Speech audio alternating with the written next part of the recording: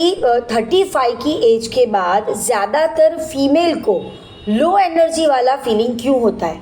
अच्छा मुझे बताइए, आप में से सच में बताना, हाँ, आप में से कितने लोग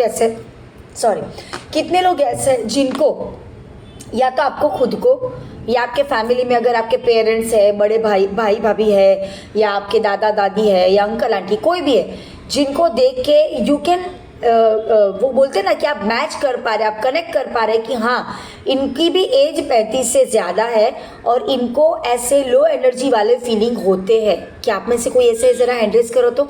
हाँ, हेमांगी जी को ये फील होता है ना? हेमांगी जी मुझे बताइए, आपके घर में कौन है जिनको ऐसा लो एनर्जी वाला फीलिंग होता है?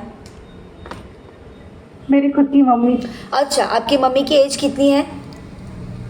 38। ओके। और आपको उनके एनर्जी में क्या फील होता है? मतलब बेसिक रूटीन वर्क में एनर्जी लो फील होता है, क्या फील होता है आपको? लो नहीं, लेकिन वो बीमार जल्दी पड़ जाती है। ओके, मतलब उनका बेसिक इम्यूनिटी बहुत ज़्यादा डाउन रहता है, राइट? और उनको बीपी लो की भी प्रॉब्लम है। ओके, चलिए कोई बात नहीं, है ना? तो फर्स्ट ऑफ ऑल हाँ, वृंदा जी भी है। वृंदा जी बताइए, आपको कहाँ पे फील होता है ऐसा? एक्चुअली मुझे तो कम्युनिटी में जुड़ने के बाद तो नहीं होता है, लेकिन मेरे घर की जो बात की गई जैसे फैमिली मेंबर्स में, तो मेरी सिस्टर है ना दोनों, वो एक है छोटी और एक है मुझसे बड़ी है, तो दोनों को ऐसा लगता है कि मेरे मुकाबले वो लोग अभी बहुत लैक ऑफ एनर्जी में रहते हैं। अच्छा, आपकी अभी एज क्या है? आपकी अभी एज क्या है? मेरी एज अभी 43 रनिंग है। ओके, आप मुझे बताइए, जैसे अभी आप 43 है, राइट? कम्युनिटी में आने से पहले आपका एनर्जी लेवल क्या होता था? हैव यू फील आपको भी ऐसा लो एनर्जी पहले फील होता था? Yes definitely. मैं 38 की एज में थी तब मैंने ये कम्युनिटी ज्वाइन की थी, और उस कम्युनिटी जुड़ने से पहले मेरा यही था, मैं ज्यादातर कई बार बताती हूँ, अपना रिजल्ट शेयर करती हूँ कि मुझे बहुत थकान लगती थी और मुझे दोपहर को 4 घंटा सोना ही पड़ता था, तो ही मैं कुछ शाम का काम कर पाती थी, ऐसा एनर्जी रहता था। और बहुत मतलब पेन होना, ये वो उसके साथ सब कुछ इंक्लूडेड था। लैक ऑफ एनर्जी तो रहता था, लेकिन बहुत सारे प्रॉब्लम थे, और उसके बाद तो फिर कुछ बोल ही नहीं सकते, ऐसा था, मतलब जान है ना जहान है, ऐसा था। और अभी ब्लेस हूं मैं इस कम्युनिटी से जुड़ने के बाद कि जान जहान नहीं, अभी तो ऐसा है ना कि तूफान मेल है, दिल जिगर जान सब अपने पास है, राइट? बढ़िया है, सब कुछ अपने पास, कभी भी थकते नहीं है। अनबिलीवेबल। चलिए बहुत बढ़िया, वृंदा जी के लिए बढ़िया सा हार्ट शो करिए। चलिए जल्दी हार्ट शो करिए, इससे एनर्जी बढ़ता है, पता है आपको? हार्ट शो करने से एनर्जी बढ़ता है, हार्ट शो करिए। चलिए, वेरी गुड। अच्छा देखिए, अभी आज जो मैं आपके साथ शेयर करूंगी ना, वो कुछ ऐसे पॉइंट शेयर करूंगी जो आपको हेल्प करेंगे ये जानने के लिए कि आपको लो एनर्जी क्यों फील होता है और क्यों ये कम्युनिटी में आने से हमें उसमें इम्प्रूवमेंट आने लगता है। ओके, तो देखिए, सबसे पहली चीज़, जब भी फीमेल की बॉडी 35 की एज को क्रॉस करती है तो बॉडी में बहुत सारे इंटरनल चेंजेस होते हैं, जिसमें सबसे पहला चेंज होता है हार्मोनल का, है ना? हमारे बॉडी में हार्मोन चेंजेस होते हैं। ये जितने भी मेल यहाँ पे सुन रहे हैं ना, अगर आपके घर में आपके मम्मी है, आपके वाइफ है, आपकी भाभी है, आपकी सिस्टर है, या आपके कोई भी फैमिली मेंबर जो फीमेल है और उनकी एज अगर 35 से ऊपर है, तो ये आपको कनेक्ट करना है उनकी हेल्थ को अच्छी करने के सपोर्ट के लिए। ओके, देखो उसमें क्या क्या चेंजेस होता है। ये एक एजिंग का सिर्फ चेंज नहीं होता, ये एज के उम्र के चेंज के साथ साथ हार्मोन का चेंज भी होता है, मेटाबॉलिक चेंज भी होता है, मतलब हमारा मेटाबॉलिज्म भी बदलता है वहाँ पे, लाइफस्टाइल चेंज भी होता है। ज़्यादातर फीमेल की कंडीशन क्या होती है, जब उनकी 35 की एज क्रॉस होती है, बच्चे हो चुके होते हैं, शायद बच्चे 10-12 साल के हो चुके होंगे, तो एक अलग ही रिस्पॉन्सिबिलिटी शुरू हो जाती है, राइट? तो वो एक लाइफस्टाइल का चेंज भी होता है, खाने पीने की हैबिट में भी बदलाव आ जाता है, तो वो भी एक चेंज है। और उसके साथ साथ हमारे बॉडी में न्यूट्रिशन की इफेक्ट भी चालू हो जाती है, मतलब न्यूट्रिशन डेफिशिएंसी अगर है तो उसकी इफेक्ट भी हमें वो टाइम पे मिलना शुरू हो जाती है। और अभी हम वन बाय वन एक एक पॉइंट को लेके समझते हैं। ओके, अभी सबसे पहला चेंज है वो है हार्मोनल चेंज। हार्मोनल चेंज में क्या क्या हो सकता है? देखो, सबसे पहला हो सकता है कि अगर आपके बॉडी के हार्मोन्स है वो इम्बैलेंस होना। हमारे बॉडी में बहुत सारे अलग अलग हार्मोन्स है, आपको पता है ना, अलग अलग हार्मोन्स अलग अलग चीज़ों के लिए काम करते हैं।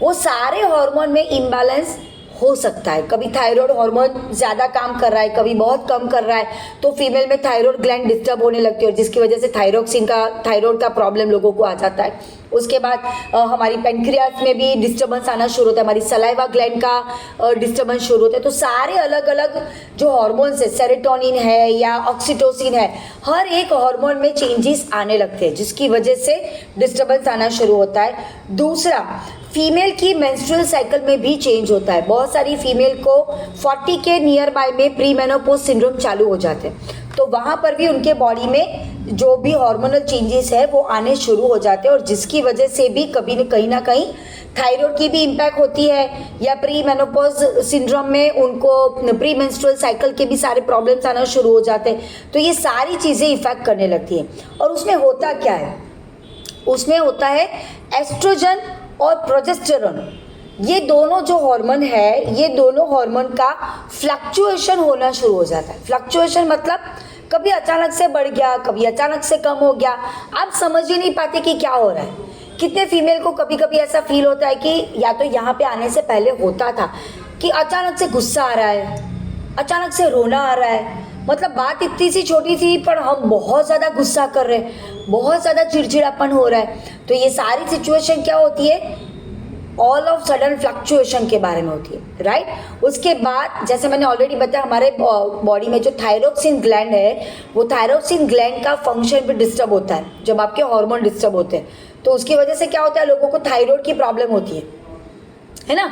आपको पता है बहुत सारी फीमेल को प्रेगनेंसी के दौरान थायराइड की प्रॉब्लम होती है, क्योंकि प्रेगनेंसी में भी हमारे बॉडी के हार्मोन चेंज होते हैं और उसकी वजह से उनके बॉडी में ये थायराइड आने के चांसेस बढ़ जाते हैं। उसके साथ साथ हमारे बॉडी में इंसुलिन रेजिस्टेंस का प्रॉब्लम भी बढ़ता है। जैसे 2 दिन पहले हिरल जी ने उनकी जर्नी जब शेयर की थी, उन्होंने शेयर किया था कि उनके बॉडी में 2 प्रॉब्लम थे, एक हार्मोन इम्बैलेंस जिसकी वजह से उनके पीरियड साइकिल की रूटीन में डिस्टर्बेंस था, और दूसरा था इंसुलिन सेंसिटिविटी का प्रॉब्लम, मतलब इंसुलिन रेजिस्टेंस का प्रॉब्लम। और ये दोनों प्रॉब्लम एक दूसरे से कनेक्टेड है। अगर हार्मोन इम्बैलेंस है तो इंसुलिन रेजिस्टेंस के चांसेस बढ़ जाते हैं, ओके। और उसके साथ साथ जब भी आपके हार्मोन कंट्रोल में होते हैं ना, तो उससे हमें बेनिफिट क्या क्या मिलता है। सबसे पहला तो हमारा एनर्जी प्रोडक्शन है, जो मतलब जो भी खाना हम खाते हैं, वो खाना खाने के बाद उसका जो एनर्जी में कन्वर्जन होना चाहिए, वो जो प्रोसेस है ना, वो अच्छे से होता है। उसके बाद हमारी नींद की क्वालिटी अच्छी होती है, मतलब हमारी स्लीप क्वालिटी अच्छे से मेंटेन हो पाती है। उसके बाद हमारा मूड बहुत अच्छा रहता है ना। कितने लोगों को ऐसा लगेगा, अरे हस्बैंड ने जे बोले रहा कि आपने मस्त मजा है, ऐसा अच्छा लगेगा कि કંઈક નાનું અમતું ઘરમાં વાત કરતા ને આપણું મગજનો પિત્તો જાય અને એ પેલું મગજનું તાપમાન ચડે અને પછી ઘરમાં બખાડા। कौन सा अच्छा लगेगा आपको, बताओ, पहला वाला कि दूसरा वाला? अला कही तो को यार, पहला वाला या दूसरा वाला, जल्दी। पहला वाला अच्छा लगेगा ना? हाँ, क्योंकि खुश रहना सबको अच्छा लगता है, लेकिन उसके लिए आपके बॉडी के हार्मोन तो अच्छे होने चाहिए। अभी आप ये सोचोगे कि ना मारे तो कोई प्रॉब्लम જ નથી, तो ये ना वो खुद को પેલું કહેવાય ને પોતાની જાતને પંપાડવાવાળી વાત છે। गोल गोल गोल गोल टोपी पहराई, मस्का लगाई, પોતાની જાતને જ પંપાડીને બેસાડી દેવાની। तो ऐसा मत करिए। खुद के बॉडी की केयर करना है तो हार्मोन को बैलेंस करने के लिए उसको सपोर्ट डेफिनेटली दीजिए। और ये सिर्फ फीमेल की बात नहीं, of course major changes female में होते हैं, लेकिन मेल में भी हार्मोन चेंजेस होते हैं, राइट। और आपको पता है हमारे पास फीमेल हार्मोन के बैलेंस के लिए जो सप्लीमेंट है ना, उसी तरह मेल हार्मोन के बैलेंस के लिए भी सप्लीमेंट्स है। तो अगर जितने भी फीमेल यहाँ पे है, अगर आपको ऐसा लगता है कि हमણાં मारा घर में मारा हस्बैंड जरा વધારે પડતા गुस्सो કરી રહ્યા છે, तो आप उनके हार्मोन बैलेंस का काम भी शुरू कर सकते हैं, है ना। हो सकता है उनके मूड में भी चेंज आ रहा है, आपको वो शायद खुल के बता नहीं रहे, पर हो सकता है, पॉसिबिलिटी है, तो आप ये कर सकते हो, ओके। उसके बाद अगर आपके हार्मोन बैलेंस में रहेंगे ना, तो आपका मेटाबॉलिज्म भी अच्छे से काम करेगा। जो कि बहुत सारे लोगों का ये कंप्लेन होता है कि उम्र वधी ने એટલે वजन जल्दी जल्दी उतरતું નથી, मतलब वेट लॉस नहीं होता अच्छे से, या तो वजन बढ़ता नहीं अच्छे से। क्यों? क्योंकि आपका मेटाबॉलिज्म सही से काम नहीं कर रहा। और मेटाबॉलिज्म को अगर सही से काम करवाना है तो आपके बॉडी के हार्मोन्स का सही से फंक्शनिंग करना ज़रूरी है, ओके। उसके बाद आपको पता है 30 की एज के बाद हमारे बॉडी में से मसल लॉस होता है, किसे पता है? કેટલો મસલ લોસ થાય બોલો? 30ની ઉંમર પછી આપણા શરીરમાં મસલ લોસ થાય, બોલો કેટલો? आज का पजल क्विज। मारो आवाज आवे छे? हाँ ना आती है मेरी आवाज? हाँ तो कुछ तो रिस्पॉन्ड करो। अगर नहीं पता है तो ऐसा बोल दो, नहीं पता। नहीं पता किसे नहीं पता? चलो हैंड रेस करो। किसको नहीं पता कि हमारे बॉडी में से मसल लॉस होते हैं तो कितने लॉस होते हैं? हैंड रेस करो। हला કેટલાક લોકો તો એવા છે ને, ખબર છે તમને? ना हाँ ना ना मतलब बीच में ही लटके हुए हैं। मैं तो हाँ भी ना बोलूँ, मैं तो ना भी ना बोलूँ, हूँ तो आम ज रहूँ, है ना? कोई बात नहीं, चलिए मैं ही बता देती हूँ। हर एक ह्यूमन बॉडी में अगर आपने आपके मसल्स को बैलेंस करने के ऊपर काम अभी से शुरू नहीं किया तो हमारे शरीर में 30 की उम्र के बाद हर साल 1% का मसल लॉस ऑटोमेटिकली होता है। And that is biggest reason कि 40, 45, 50 की उम्र के बाद पता है क्या होता है? लोगों के शरीर ऐसे झुकने लगते हैं, पता है आपको? आम वांका वड़वा लागे, पग वांका वળી जाए, एनर्जी बहु ज डाउन, मतलब टोटल लो एनर्जी। और हम क्या सोच के चलते? આપણને વિચાર શું આવે? હવે તો ઉંમર થઈ એટલે થાક તો લાગે ને। આવો કેટલા લોકોને વિચાર આવે? કેટલા લોકોના ઘરમાં વડીલો આવું કે ના ના હવે ઉંમર થાય એટલે થાક તો લાગે, એમાં શું મોટી વાત છે, હવે આ તો ચાલવાનું।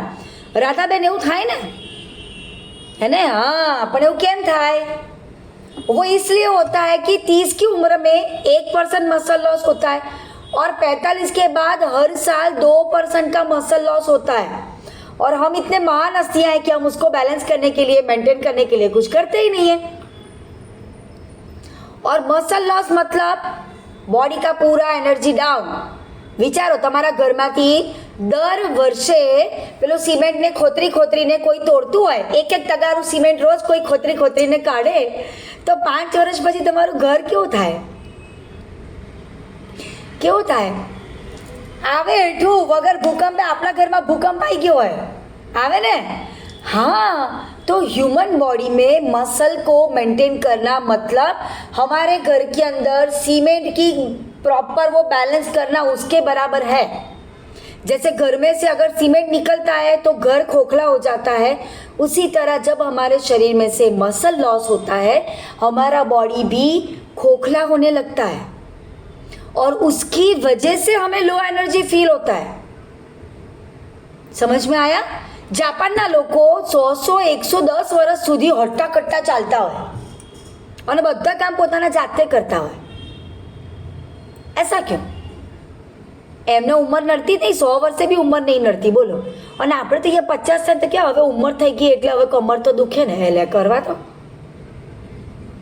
હે ને? આપણે તો અહીંયા બધા એવું કે હવે 50 થયા હવે કમર નહીં દુખે, ક્યારે દુખશે? અલા તો પેલા જાપાનવાળાને તો ઉંમર 100 વર્ષે નહીં થતી લા, એ તો 100 વર્ષે મસ્ત ચાલતા હોય। હા, મારો કઝિન છે, જાપાન રહે છે, તો એની જોડે વાત થાય ને તો એવું કે અલા અહીંયા તો કે અલા 100 વર્ષના કે બધા, તમે જો તમને લાગે તે કે આ 100 વર્ષના હશે, બધા કામ જાતે કરતા હોય અને એવું નહીં મરિયલની જેમ મસ્ત વિથ ફૂલ ઓન एनर्जी। क्यों? क्योंकि वो लोग अपने मसल को मेंटेन करने का काम वो लॉस होना शुरू होना उससे पहले करते हैं। अभी आप मुझे बताओ, हमें एक्चुअली में मसल को मेंटेन करना कब से शुरू करना चाहिए? 50 की उम्र पची कि 30 की उम्र थी? बोलो, 30 की उम्र थी कि 50 की उम्र थी? इशारा तो करो कम से कम यार, ऐसा कैसा? કંઈક તો કરો। હા હા, 2-3 જણા અમુક લોકોને મારો અવાજ આવે છે ને અમુક તો हाँ वेरी गुड, 30 गुड, है ना? मतलब अगर आपने 30 की उम्र से अपने मसल को मेंटेन करना चालू कर दिया, सही से प्रोटीन देना, थोड़ा बहुत वर्कआउट करना, आपको पता है आप कभी कमर से झुकेंगे नहीं। જે આપણે ઘણા બધા ગયડાઓને જોયું છે ને, આમ ખભેથી અહીંયા શોલ્ડરથી ખભાથી આમ નમી ગયા હોય, શરીર વાંકું વળી ગયું હોય, उनकी जो करोड़रज्जु है वो बैंड होने लगती है। आप कभी ऐसा झुकेंगे नहीं अगर आप वर्कआउट करेंगे तो, है ना? अभी से लो बोलो, हेमांगी बहन क्या क्या? હેમાંગી બેન અનમ્યુટ કરો। આજે હેમાંગી બેન આવી ગયા છે હાથમાં આપણે। ના ના પણ વાત કરવી યાર, મારી જોડે છે ને વાત કરવી જરૂરી છે। મારું મગજ તો જ ચાલે છે, નહીં તો મારું મગજ નહીં ચાલતું। तीस की भी राह नहीं देखनी चाहिए। हाँ किसने देखा है तीस? परफेक्ट। वो वैसे अभी आपकी एज क्या है? 18। मतलब उन्होंने एकदम સહી ડિસિઝન लिया है। 18 થી ચાલુ કરી નાખો, હાલા 30 સુધી પહોંચવાની રાત નહીં જોઈ, બખાડો જોઈએ જ નહીં કઈ, है ना? क्या पता 30 तक जिंदा रहे ना रहे। अरे यार क्या आप भी हर्बलाइफ खाया तो सेंचुरी नहीं मारा तो कैसा चलेगा? सेंचुरी मारने का उतना कॉन्फिडेंस के साथ हर्बलाइफ खाने का, पता है आपको? देखो एक चीज़ हमेशा याद रखिए, हमारे घर में नॉर्मली जैसे आजकल पेट्रोल पंप पे 2 पेट्रोल मिलते हैं, पता है आपको? કેટલા લોકોને ખબર છે પેટ્રોલ पंप पर 2 જાતના पेट्रोल મળે છે? एक नॉर्मल पेट्रोल मिलता है और एक पावर पेट्रोल मिलता है, पता है ना आपको? अगर पावर पेट्रोल हमारी गाड़ी का या स्कूटर का इंजन अच्छे से चला सकता है तो हर्बलाइफ जैसा न्यूट्रिशन हमारे शरीर का इंजन कैसे चलाएगा? और सोचो आपने तो 18 की उम्र से उसको पावर पेट्रोल देना चालू किया है। अब मैंने घनी बार विचारा તમે મારી જેમ 47 થશો तो કેવા લાગશો यार? गजब है ना? तो ये चीज़ है, समझ में आया आपको? तो मसल को मेंटेन करने का काम अभी से शुरू करिए। भले आप फीमेल है, भले आप चलाएगा नहीं भगाएगा, हाँ भगाएगा, सच में भगाएगा। वो कोई आपकी एज को जज नहीं कर सकता अगर आपने अभी से उसके ऊपर काम चालू किया। और सिर्फ न्यूट्रिशन लेना ये नहीं, आपको एक्सरसाइज भी करना है, हर एक पर्सन को करना है। आपसे जितना हो सके उतना करिए, जो हो सकता है करिए। बहुत सारी ऐसी एक्सरसाइज है जो आप खुद से घर पे कर सकते हो, ओके? तो वो करना चालू करिए। अभी अगर आपके मसल अच्छे हुए तो क्या क्या बेनिफिट हो सकता है? एक तो आपका मेटाबॉलिज्म इंक्रीज हो सकता है, दूसरा आपकी स्ट्रेंथ बढ़ सकती है, ताकत वधी जाए આપણી। તો પેલું શાકની થેલી લઈને જતા હોય તો કોકને ગોતવા ના પડે, આપણે જાતે જ આપણે લઈને 5 કિલો શાક લઈને ઘર ભેગા। દાદરા ચડવાના હોય તો શોધવા ના પડે કોઈને કે આજે લિફ્ટ બંધ છે, હવે કોણ કેવી રીતે ઉપર જઈશું આપણે? અમારે ત્યાં ઘણા લોકો એવા હોય, वो लिफ्ट अगर खराब होगी ना तो 5वें वाल से नीचे नहीं उतरेंगे। આજે કશું કામ નહીં થાય, નીચે નહીં જવામાં આવે, જે કરવું હોય કરો, હું તો અહીંયા ઉપર જ છું। ऐसा नहीं, हमें कैसे बनना है? अरे लिफ्ट हो क्या ना हो, मारू काम ना अटकવું જોઈએ। और उसके लिए छोटी बड़ी एक्सरसाइज करनी है आपको, ठीक है? दूसरा आपका स्टेमिना इंक्रीज होता है। और स्टेमिना का मतलब क्या होता है पता है आपको? स्टेमिना का मतलब है, आज ही मैंने एक एग्जांपल सुना। आज मेरे साथ एक नए व्यक्ति ने ज्वाइन किया वेट लॉस के लिए, और वो जो पर्सन है वो मेडिकल फील्ड से है। जब लोगों को हार्ट अटैक आता है ना, तो हार्ट अटैक के टाइम पे जो भी उनका ट्रीटमेंट होता है, तो वो ट्रीटमेंट में जितने भी मशीन यूज़ होते हैं हार्ट अटैक के रिकवरी के दौरान, जैसे उनको क्या बोलते हैं वो CPR, हाँ CPR ट्रीटमेंट देना, या तो और जो भी मशीन से उनका एंजियोग्राफी करना, एंजियोप्लास्ट करना, ये सारे जितने भी मशीन्स होते हैं ना, वो मशीनरी के काम उनका के साथ उनका उसके टेक्नीशियंस है। तो बेसिकली उनका काम कार्डियक सर्जन के साथ ज़्यादातर होता है। आज उन्होंने मुझे, वो आए थे यहाँ पे, उन्होंने वेट लॉस के लिए प्रोग्राम स्टार्ट किया। उन्होंने मुझे एक एक्सपीरियंस शेयर किया, पता है क्या? कल उनके हॉस्पिटल में 28 साल का एक लड़का हार्ट अटैक की प्रॉब्लम से आया, और कम से कम 15 बार CPR देने के बाद भी वो लड़का बचा नहीं, मतलब उसने सरवाइव नहीं किया। पता है क्यों? सोचो क्यों? हार्ट शानु बनेलू है, हार्ट शानु बनेलू है? याद है कोईने? तो हाँ पाड़ो। याद है तो हाँ पाड़ो। हाँ 1 2 બાકીના નથી યાદ, તો હવે મારે પૂછવું પડશે। ચલો રીટાબેન બોલો, અમારી અંદર ક્યારેક ક્યારેક ટીચરની આત્મા એકદમ જાગૃત હોય છે, બોલો। मसल्स में बने। एग्जैक्टली। अभी आप सोचो, अगर पैर के मसल या कमर के मसल को प्रोटीन चाहिए तो हार्ट के मसल को नहीं चाहिए क्या? अब हार्ट के मसल ही वीक रहेंगे तो वो हार्ट अटैक के दौरान जो सर्वाइव के लिए जो फाइट करना है हार्ट को जो फाइट करना है वो कैसे करेगा? इसकी वजह से वो लड़का बच नहीं पाया। समझ में आया? तो वो है आपका स्टेमिना, जब आप क्रिटिकल कंडीशन में भी अपने आप को सस्टेन कर पाएंगे, ओके? उसके बाद का पॉइंट आता है वो है nutrition deficiency, which is common, है ना? अभी मुझे बहुत ही, मेरे ही फैमिली में ऐसा क्रिटिकल कंडीशन वाला मुझे एक्सपीरियंस हुआ। कितने सारे फीमेल ज़्यादातर होते हैं कि आजकल 30 की उम्र के बाद ज़्यादातर फीमेल के बॉडी में कैल्शियम और विटामिन डी की डेफिशिएंसी होती ही है।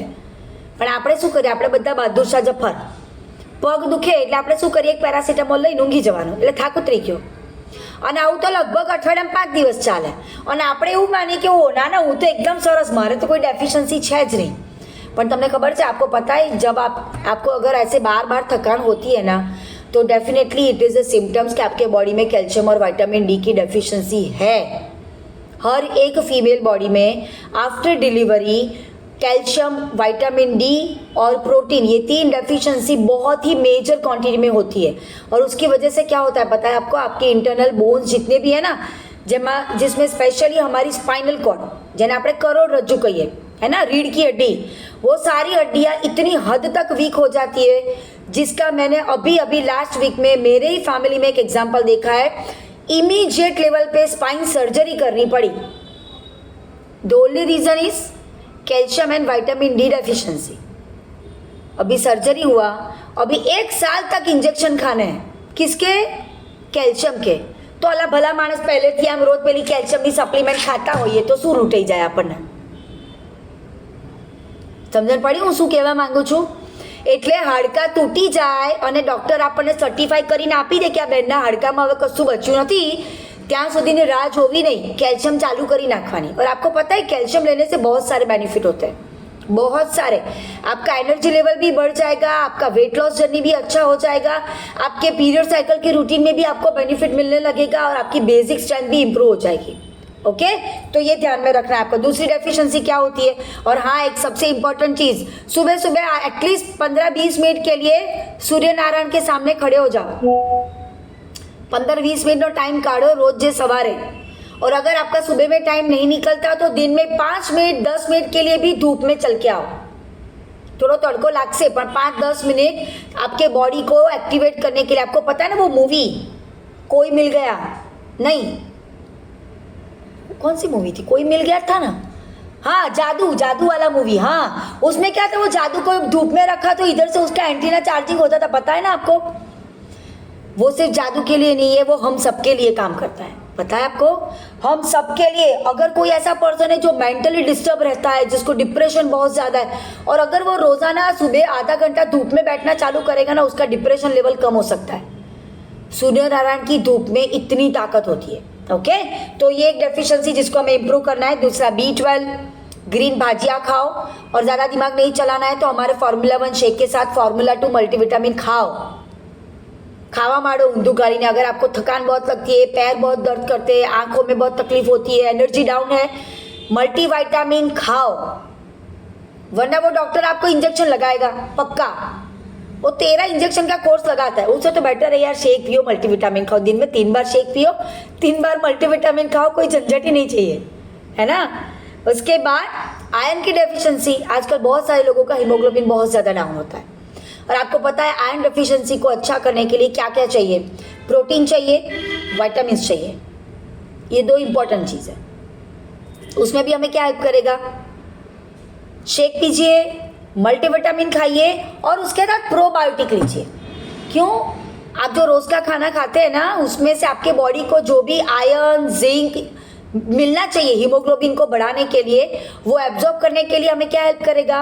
प्रोबायोटिक। तो वो आपको लेना है। ओके उसके बाद मैग्नीशियम डेफिशिएंसी, और मैग्नीशियम के लिए हमारा शेक ही लेना है, कुछ ज़्यादा दिमाग नहीं चलाने का। बाकी शोधवा जैसे तो બધું ગાળાથી જવાય, ગૂગલમાં સર્ચ કરવા નહીં જવાનું, ગાળાથી જવાય। એટલું બધું વસ્તુ લેવાની આવે ને, એમ થાય કરો આટલું બધું દિમાગ ચલાવવાનું, એના કરતાં બેટર છે રોજ 2 टाइम शेक पी लेवाना, कोई झंझटમાં नहीं पड़वाना।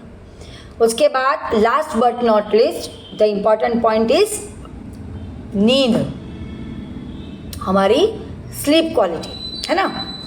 सोने से पहले थोड़ा मेडिटेशन करिए, डीप ब्रीदिंग करिए, एफर्मेशंस करिए, वो ग्रेटिट्यूड करिए, जिससे आपको नींद अच्छे से आएगी। और अगर नींद अच्छे से आई ना, तो बॉडी के इंटरनल सिस्टम में जितना भी डैमेज है, जितना भी डिस्टर्बेंस है, उसका रिपेयरिंग अच्छे से होगा, तो बाकी की सिस्टम अपने आप से सही हो जाएगी, राइट। और उसके साथ साथ आपको स्ट्रेस मैनेजमेंट भी सीखना है, क्योंकि हम में से कोई ऐसा नहीं है जिसकी लाइफ में स्ट्रेस नहीं है।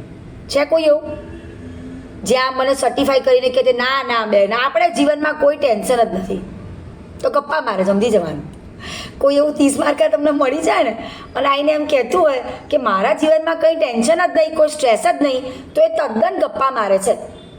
सबकी लाइफ में स्ट्रेस है, कुछ नहीं है तो चाय क्या, सुबह टिफिन में खाना क्या पकाएगी उसका भी स्ट्रेस है ना। आज कपड़े धो लिए सुखाना बाकी रह गया उसका भी स्ट्रेस है। हमारो छोकरो लेसन करवानी व्यस्त हो उसका भी स्ट्रेस है। सासू माँ क्या फरवाद न जाता उसका भी स्ट्रेस है। मतलब हर चीज़ का स्ट्रेस है। समझ में आ रहा है आपको?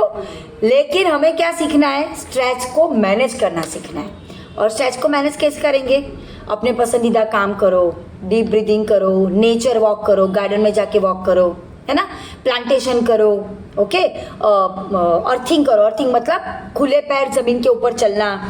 फिर फैमिली के साथ टाइम स्पेंड करो, बच्चों के साथ टाइम स्पेंड करो। और बच्चों के साथ टाइम स्पेंड करने का मतलब क्या होता है? એવું નહીં કે છોકરાઓ આ સોફામાં મોબાઈલ લઈને બેઠા ને આપણે આ સોફામાં મોબાઈલ લઈને બેઠા, એને ફેમિલી टाइम ना કહેવાય। By the way, family time का मतलब क्या होता है? साथ में बैठ के खाना खाओ बिना टीवी और मोबाइल के। फिर देखो टेंशन और स्ट्रेस तो तुम्हारा સુધી पहुँचे જ नहीं, है ना। फिर बच्चों के साथ बैठ के चेस खेलो, कैरम खेलो।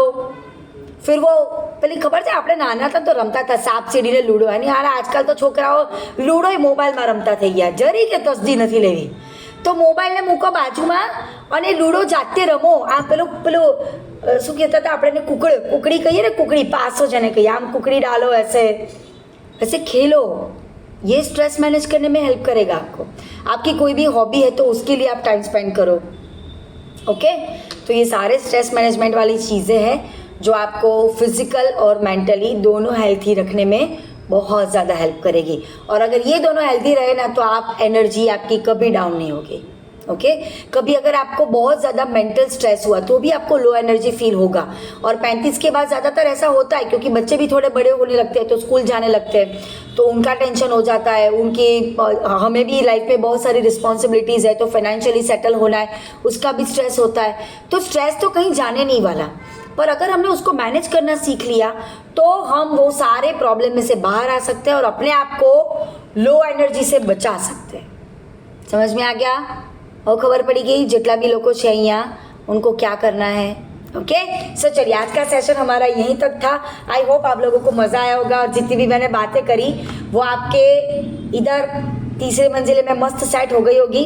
स्माइल करते रहिए, इन्फॉर्मेशन को अपने फैमिली फ्रेंड्स के साथ शेयर करते रहिए, न्यूट्रिशन उनको खिलाते रहिए, हेल्दी रहिए, हैप्पी रहिए और लोगों को भी हेल्दी रखिए, right. So thank you so much. अभी हम मिलेंगे हमारे कल के हेल्थ एजुकेशन क्लास में।